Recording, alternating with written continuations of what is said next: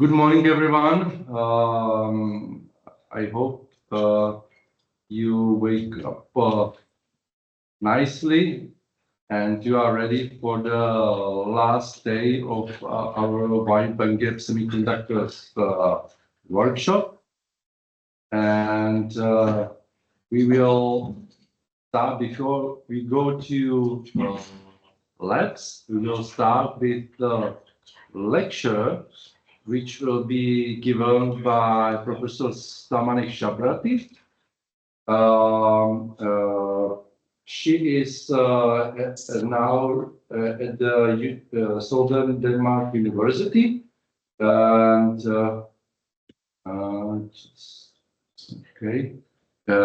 Institute of Mechanical and Electrical Engineering. I am very happy we have Samaneh over here because we started the collaboration within our another interesting project, Chips of Europe. I see the background of Samaneh. So pleasure to see you, Samaneh, and the floor is yours. Hello, Jiri. Hello, everyone. Good morning. Thank you so much for inviting. And also, that is my pleasure to participate in such a meeting regarding wide bandgap semiconductor. That is a very interesting topic at these days. And then you initiate something, and I will thank you so much. Okay, may I share my screen? Jiri, you are muted. Just try. Yes.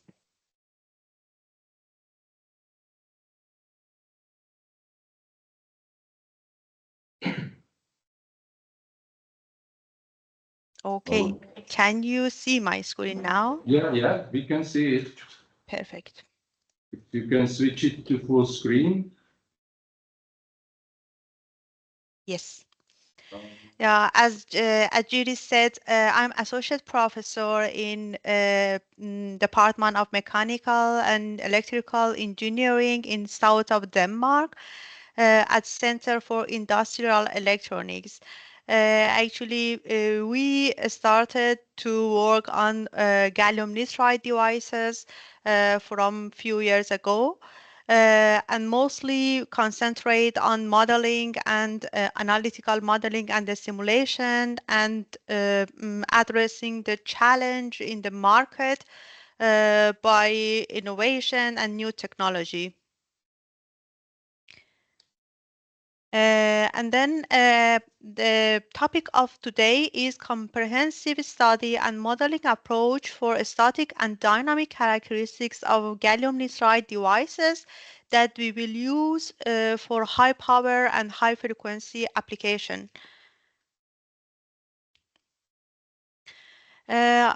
I assume that you already know we have two kinds of these devices, gallium nitride power device. We have two kinds of these devices. We have lateral devices. That is lateral devices. We called it HEMT. It means high electron mobility transistor. And in lateral structure, source, gate, drain, all the contacts are installed at the top of the device. But what is the difference between lateral GaN HEMT with other wide bandgap silicon carbide or silicon power MOSFET is, you can see here between gallium nitride and aluminum gallium nitride, we have two-dimensional electron gas that is already made by polarization between GaN and AlGaN. It means for making the channel and starting the current, we do not need any external voltage that we name it threshold voltage in CMOS. But here we already have. Yes. Sorry for interrupting you. We see your slides with the notes. Could you switch it on the full screen, please? With notes? I don't have notes. I mean, notes?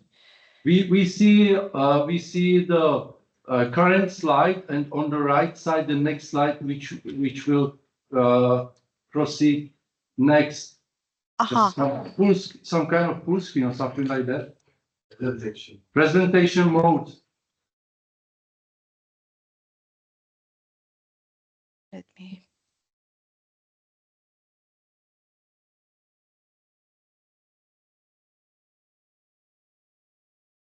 Okay, I think because I'm using two screen, I just use one screen.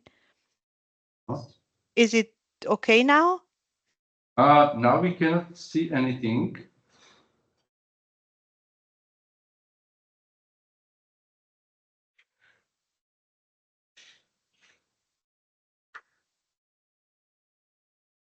Yeah, now we can see the screen. And when you start the presentation,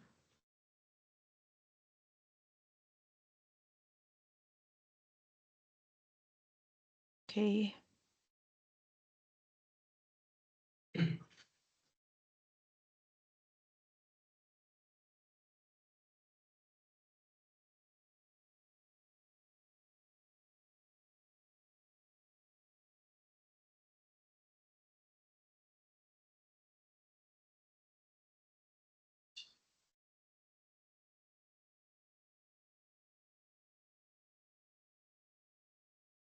What now? that's better. So sorry for the interrupting. No, that's fine, but still you can see two page or Just now it's correct. Now we can see the full Perfect. full presentation, just only actual Perfect. slide. Take your time, no problem. Yeah, okay. I said we have two kind of these devices, lateral device and vertical device. The lateral device in GaN HEMT. What is the difference? HEMT means high electron mobility transistor. What is the difference between HEMT and other CMOS devices is, as you can see here, between at the gallium nitride and argon junction, we have two-dimensional electron gas. It means we already have electron here and the channel already created here. In spite of silicon and silicon carbide, we do not need extra voltage as threshold voltage to make the device on. Our device is already on because we already have two-dimensional electron gas. What is the benefit of these devices? These two-dimensional electron gas made in a non-doped layer, and GaN and argon here both are non-doped, and then we don't have phenomenon like scattering, these kind of things that always will come with doping. We don't have in these devices. Because of that, these devices used in high mobility and high switching frequency, because they have high mobility, because we don't have any scattering in these devices. And as you can see, the first time this HEMT developed in 1993, and then for the commercial and delivery to market, it was 210, and then to 216, they could provide the power IC of these devices. And as you can see, these devices are at very early stage of development. But you know what is the difference between lateral and vertical device. In lateral device, if you want to use the device for high power application, you need the bigger size of the device, and then for achieving the high breakdown voltage, you have to increase the distance between gate and drain. And having the bigger size of the device is not our favorite, because first of all, because the cost aspect and other things. If we could use device for switching, and our favorite is to make the device as small as possible. Because of that, we switch to vertical device, because at the same time we can use the benefit of GaN properties, and we can have high mobility and high switching frequency. Also, at the same time, we can have high breakdown voltage. I mean, if you want to use your device for high power and high frequency application, I would suggest you use vertical device. In vertical device that just developed at 2004, and then commercial vertical device that was FinJFET that we will discuss later on, just delivered to the market 2022. It means only 2 years ago. And then now, just last year, they provided power IC of these vertical GaN devices. And as you can see here, at vertical structure, we have source and gate at the top of the device and drain at the bottom of the device. And the current path is a start from source to drain, and the gate will control the current from source to drain that go through the device vertically. Lateral device, actually, the challenges that we have, one is the power handling, because we have limitation for size of the device. So they will come with power handling if you want compare gallium nitride with silicon carbide. And then it's simply, you can see we have a problem in power handling on GaN devices. And for increasing the voltage or using the power application, you need to make the device bigger. And also, you can see here, they are the lateral device. It means at the surface of the device, the current will flow the surface of the device from source to drain. And at the surface of the device, we have a lot of surface state. So we have electron trapping, and all the reliability issue will happen in these devices because they are lateral device and the current through the surface, and surface at the surface we have electron trapping. And then but another challenge that we have in these devices, that the position of AlGaN on silicon substrate, that because we use the silicon substrate for these devices, and then gallium nitride should deposit it on silicon, and we have a lattice mismatch between them. And for ignoring this lattice mismatch, we have to deposit high GaN, high thickness of GaN, and that's going to be a challenge in these devices. And then these devices, as I said, they have reliability issue. And then in these devices, we have current collapse. Current collapse in HEMT devices are reliability issue in these devices. In some books, you can see instead of current collapse, we can mention dynamic resistance. Dynamic resistance, it means we already have a certain amount of two-dimensional electron gas here, but as you can see, two-dimensional electron gas are very close to surface because this AlGaN thickness is too thin. It changes between 5 nanometer to maximum 20 nanometer or 15 nanometer. And these two-dimensional electron gas are so close to surface of the device, and in some cases they can trapped by the surface state, and then we don't have fixed resistance, and we could say we have dynamic resistance in these devices. That is reliability issue that, of course, it came a lot of innovation and new technology to reduce or eliminate this current collapse or dynamic resistance, but it still is one of issue in these devices. Actually, we did some research on lateral devices. For example, if I would say one challenge or one issue in lateral devices, these devices, they are normally on because, as I said, we already have two-dimensional electron gas here. It means we already have our own channel, and the device is normally on. And as you know, for power application, normally on device are not our favorite, and then we have to come with new technology or device design to make it normally off. Because of that, one technology that make device normally off is recessed gates. And you can see here, a gate is recessed in this structure at the left-hand side. The gate recessed in algan barrier layer. This recess that you can see also etch the thickness of the recess. You can see here 3 nanometer that help that electron underneath the gate depleted.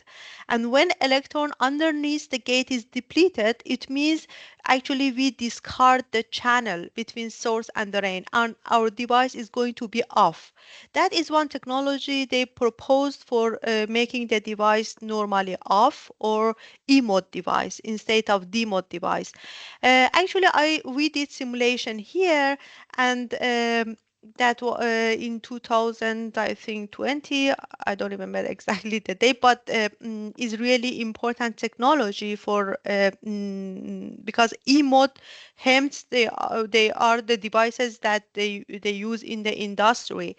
And we saw that in device, regarding device design, aluminum gallium nitride barrier layer parameter, really effective parameter for whole the device performance.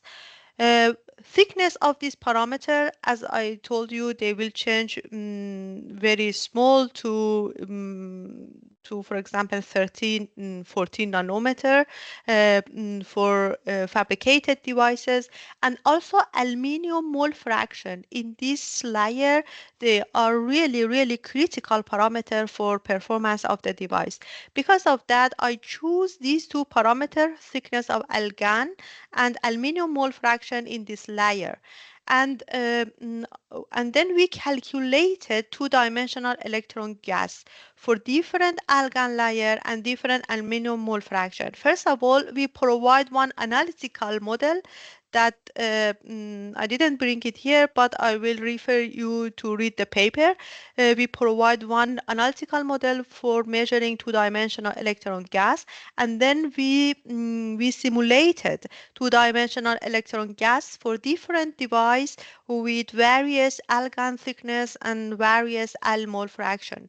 And then afterwards, I took some fabrication devices, and they completely match with our modeling, and you can see here fabricated device is already there. But we also find, you can see here the noted line at 20 nanometer. 20 nanometer is the critical thickness. What that means, critical thickness? It means if you have 20 nanometer in these devices, two-dimensional electron gas already created, and more than 20 nanometers, and always the same. You don't have any big difference for high thickness of algan, more higher than 20 nanometer. Because of that, we say 20 nanometer is the critical, and then in some cases that there is a trade-off, we just assume that 20 nanometer. Because of that, I said we have very thin algan barrier layer. And here, yes, and here you can see by different edge or recessed gate how much we have to recess underneath the gate. How much, for example, here in this structure, you can see 3 nanometer, how much we are allowed to etch the gate underneath the gate. We can have different threshold voltage, and then if the industry, they need specific or certain threshold voltage, we can simply, they can simply order the device with the design, how much recessed should be underneath the gate. And then here also we provide the model, and then we simulated a two-dimensional electron gas based on different recess edge. And here you can see, for example, here I used that is the fabricated devices that use 15.6 nanometer algan thickness, but only 3 nanometer recessed.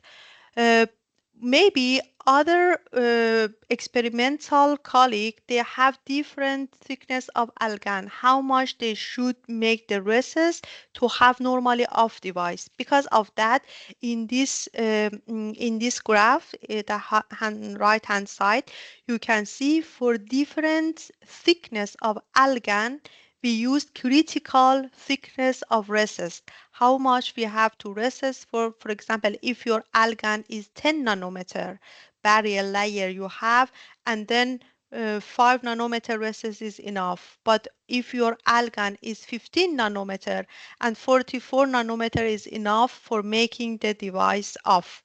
Because the hot topic in HEMT devices is how we can make it normally off device.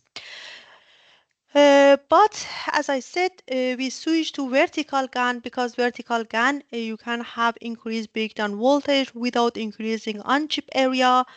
Also, vertical GaN, the electric field can distribute it vertically, and then it means you can apply high voltage, and then we don't have a concentrated electric field at the surface of the device. That is one benefit of vertical GaN.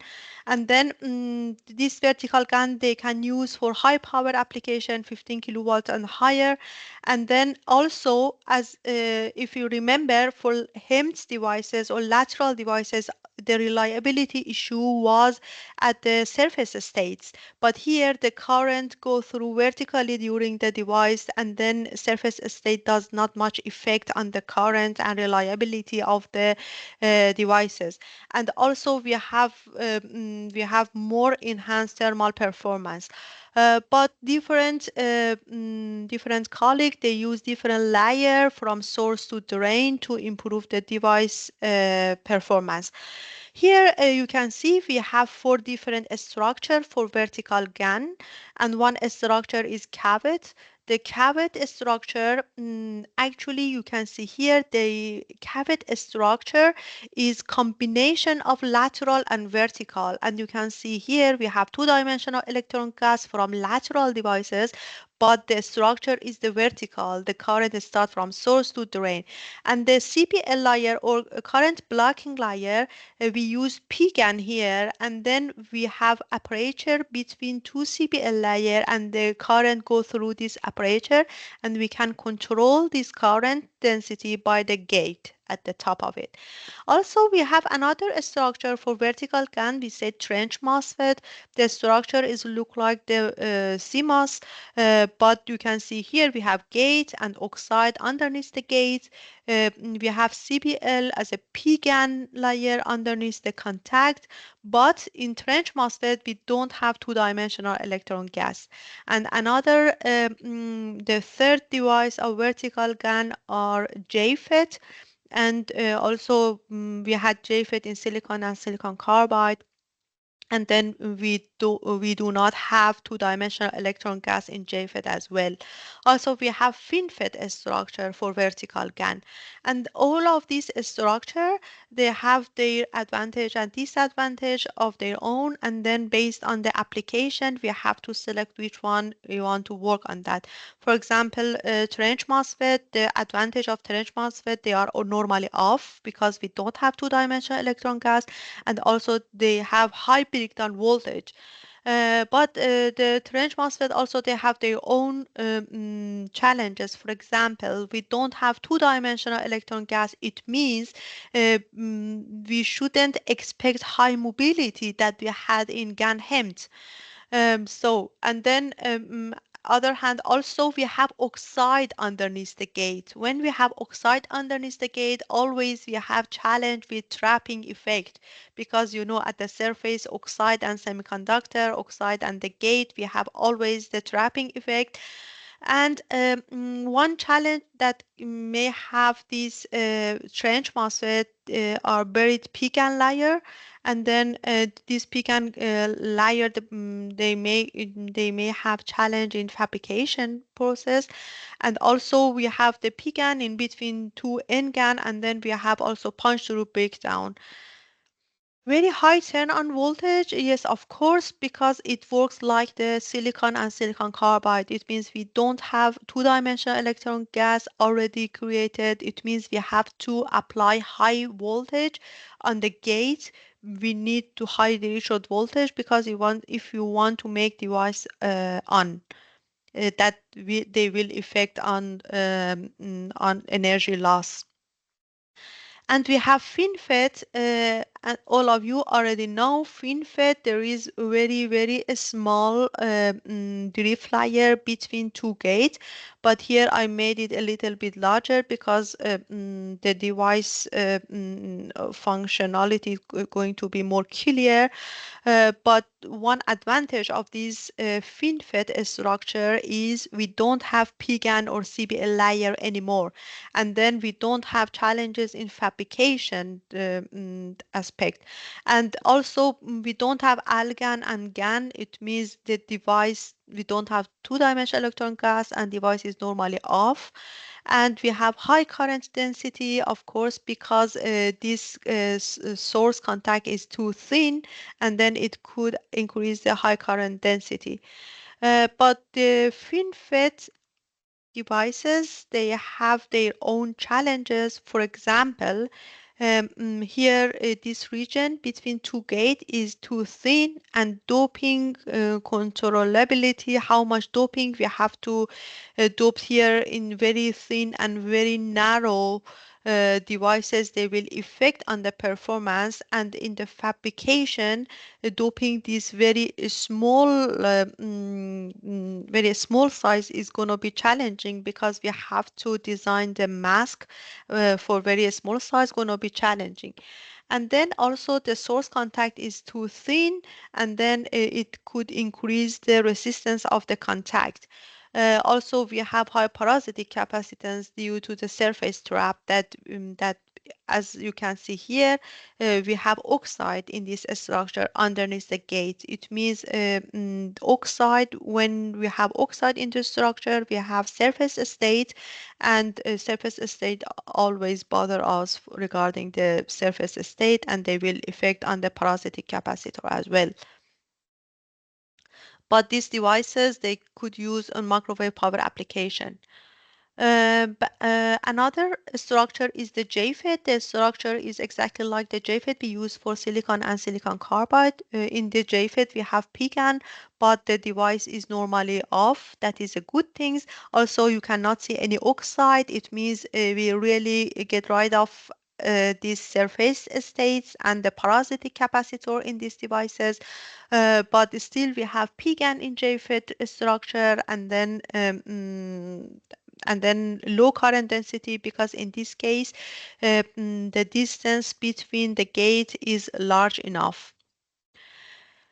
The structure that we chose because our customer was interested was cavet structure. In cavet structure that we work on, that we may provide the analytical model, and then we simulated, we optimized the structure for our customer was cavet. And cavet structure is the combination of lateral and vertical.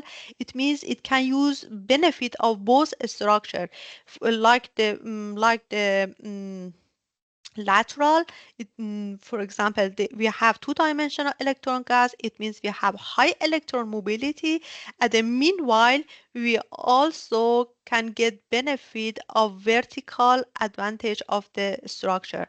And in this case, ALGAN and GAN both, they are intrinsic, non-doped. So we have high electron mobility, but we have aperture region between two CBL. And in this aperture, we don't have any doping. It means still we could have high breakdown voltage as well.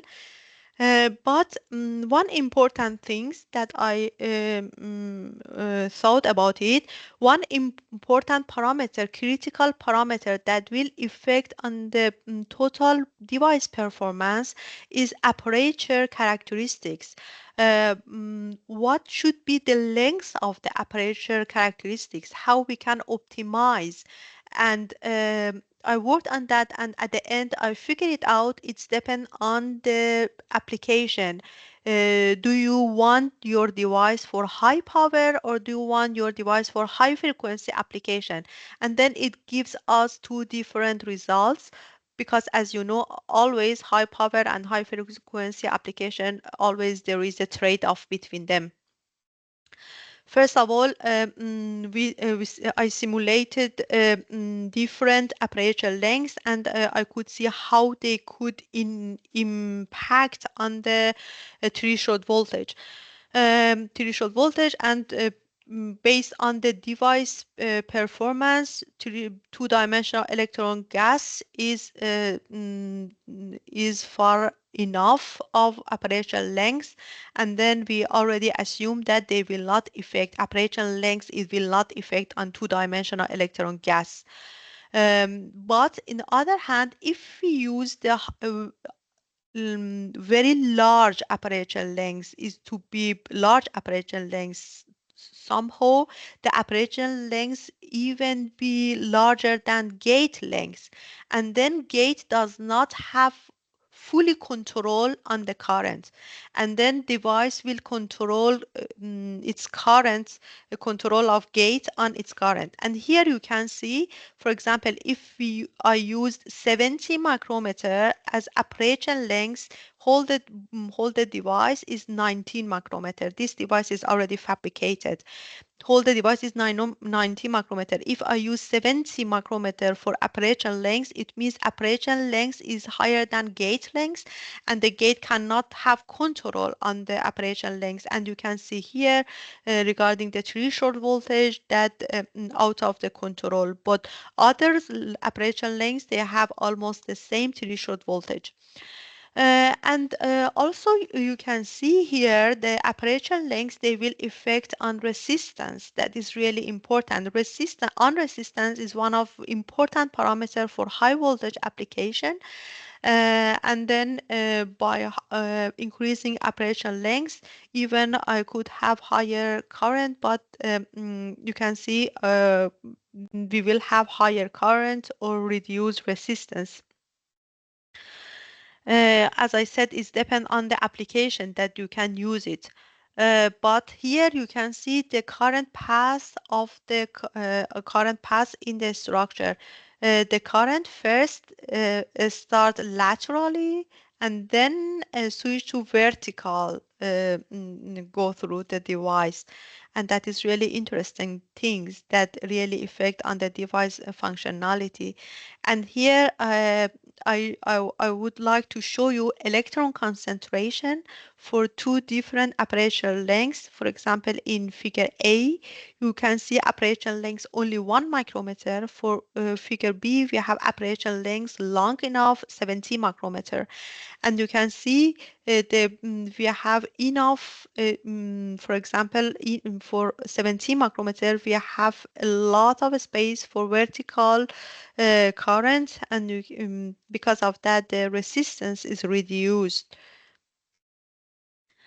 And also not only resistance, also breakdown voltage, because these two parameters important for power application. Because of that, I would like to also investigate the breakdown voltage of devices. And then I just selected 600 volt and compare electric field distribution. You can see in the left-hand side graph electric field distribution for two structures, one for 1 micrometer and another for 16 micrometer. And you can see 1 micrometer, they have more uniform electric field distribution. But for 16 micrometer, we have peak of electric field underneath the gate. So regarding the breakdown voltage, I would suggest having the shorter aperture length. It works better than a large aperture length because the peak will increase. And here also in the right hand graph, you can see by increasing the aperture length, you will reduce breakdown voltage as well. And not only static characteristics on resistance and breakdown voltage, also we interested to work to investigate gallium nitride devices, vertical devices for switching application as well. First of all, we investigated about the intrinsic capacitor, which parameter they will affect on the intrinsic capacitor, because till now nobody worked on that. It was totally new, and for such an early stage development in GaN, I think that is really important if we start from scratch how parameter they in device design they will affect on the capacitor. Because it will help us afterwards for optimization of the device. For example, intrinsic capacitor, we have a gate source capacitor and we have gate drain capacitor. But there is a big difference between intrinsic capacitor of GaN structure with silicon carbide structure. For example, I will let you know why, because for example, you can see the current path start from laterally distribution and then vertically distribution. It means for calculation of the gate capacitors, it does not need we consider whole the area underneath the gate, because the only part of the gate area will be effective, and I name it as the effective length of the gate. Only this part of the gate would be involved in the capacitor. Because of that, in modeling and the simulation, we have to consider effective length of the gate instead of the whole gate. And for gate source capacitance, we consider two area of the gate, and here you can see gate source capacitor. But one thing that is totally new, we have to consider it. For gate source capacitance, we have one capacitor between source and two-dimensional electron gas, and then from two-dimensional electron gas to gate. It means two capacitors are connected together in series, that it could reduce our capacitor. That is very important. So having the two-dimensional electron gas in HEMT devices or vertical cavity structure help us to reduce intrinsic capacitor, gate source capacitor. That is important. Regarding the gate drain capacitor, we have gate to two-dimensional electron gas capacitor, and again two-dimensional electron gas capacitor to drain, that they are connected to in series, but during the aperture length we have depends on this length, we have a lot of these capacitance that they are connected in parallel. Because of that, and if you increase parallel capacitor, total capacitor will be decreased. Because of that, high lengths of larger lengths of the aperture lengths, it will increase the gate drain capacitor. And here you can see the gate source capacitor for different aperture lengths, and you can see for high aperture lengths, reduced gate source capacitor. But for the gate drain capacitor, we have parallel. It means totally in vice versa. For very low aperture lengths, we could reduce gate drain capacitor. Okay, what we have to select for high switching frequency? We should have shorter aperture lengths, or we should have larger aperture lengths, because shorter aperture lengths they are good for gate drain capacitor, but larger aperture lengths they are good for gate source capacitor. But as you can see in these two graphs, the amount of gate source capacitor is much higher than amount of gate drain capacitor. So the gate source capacitor dominating the performance. Because of that, for switching application, we suggest to have a larger aperture lengths. And also here, you know, we have one figure of merit for high frequency application that consider both FT and Fmax both. And then we make a graph calculation of the FT and Fmax for this figure of merit. And also, again, we calculated this figure of merit for different aperture lengths. And you can see higher aperture lengths, they can give us better performance for high switching application. Also in the left hand side graph, you can see unilateral gain. They give us the maximum frequency of operation of the device. When this gain is going to be 0, it means is 1, the decibel is going to be 0. It gives you the maximum frequency of operation of the device, and you can see here at the axis 0, the larger aperture lengths, 16 nanometer and 15 nanometer, they can work at higher frequency domain. Also, we simulated switching test circuit of the cavet that for the first time, and we used the device for this circuit for testing of circuit, and then we actually simulated when the device switch from on to off and from off to on, and then in this duration you can see reverse recovery current, and during reverse recovery current you can see the device with shorter aperture lengths, they have high amount of reverse recovery current that they will affect on energy loss. And we also calculated energy loss of all aperture lengths. You can see still having the larger aperture lengths is better for energy loss as well. Also, we tested the oscillator circuit and short aperture lengths and high aperture lengths for the frequency around 1 megahertz. You cannot see big difference, but if you increase and apply your devices for high frequency, for example 100 megahertz, you can simply see the difference between shorter aperture lengths and larger aperture lengths. And here also we calculated figure of merit of different aperture lengths for Baliga figure of merit that we can apply for high power application, and switching figure of merit that we can use it for high switching application. And for high switching application, at the right hand side figure of merit, of course having the larger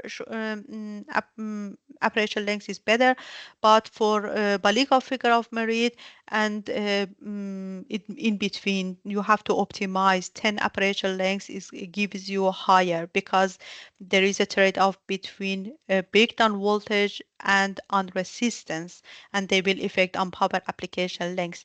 Also, we came with new technology to make threshold voltage 0 and positive, to make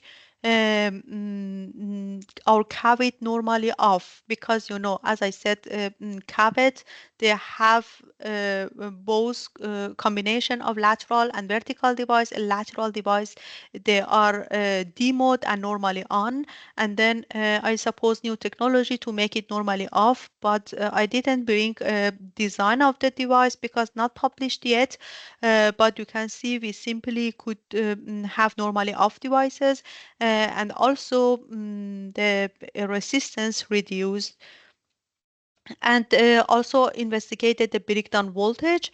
The breakdown voltage, for example, the conventional device, it has 400 volts, and the proposed device, it has 500 volts. It means proposed device not only is E mode and normally off device, also you can get higher breakdown voltage and higher breakdown voltage. And how here in left hand side you can see electric field distribution and which device they have more uniform electric field distribution. That is our favorite device. And that is the conventional in the right hand side. That is the conventional conventional device, and other two structure. It gives us our new technology that you can see electric field distribution in conventional device is almost higher than electric field distribution that device with 1 nanometer etch in new technology. And because of that, our proposed device give you higher breakdown voltage. Also, I optimized proposed device for power application, Balika figure of merit, and switching application, and high frequency application, and use switching figure of merit. And you can see how much our device is better than conventional fabricated device regarding high power and high switching application. And here I just listed characteristics of device that on resistance reduce 15%, breakdown voltage increase 28%, and cutoff frequency is increased 15 times higher than the normal conventional application. After CAVIT, also another of my PhD student working on MOSFET GaN. And then we selected one fabricated device that recently fabricated in 2023, and then we start to provide one model for these fabricated devices. And after the simulation and experimental, they are matched together. It means we can trust our model, and then we can apply our innovation on that. And you can see here we did simulation on TCAD Silvaco, and then JV threshold voltage is almost there. It means, but still we have to investigate other static characteristics like breakdown voltage and JV curves, and then we will apply our innovation. Yeah, that's it. If you are very welcome for any question. Samaneh, thank you very much for your very nice, interesting presentation. I suppose there will be some question or remark. Are there any? No?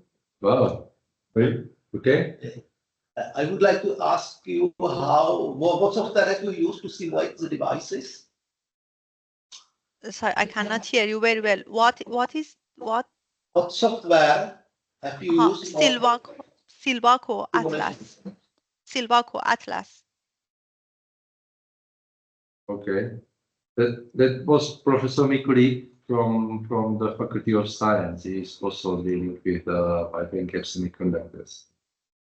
Wow. Okay. So, but any of you, if you are interested to this field, we have open position on PhD and postdoc, and also we are totally open for any collaboration in this field. Yeah, we definitely start. We are involved in the common project, so now we can proceed for the research. Yeah, of course. Okay. Well, yeah, once again, thanks a lot for your presentation. Very welcome. That's my pleasure, Judy. Thank you so much for invitation. So now we will move to the labs. And so I will stop the recording, and Samaneh, thank you very much. Be in touch within the project. Thank you very much. Sure. Thank you so much. Have a great day. Bye-bye. Yeah, for you too. Bye-bye. Bye-bye. Bye.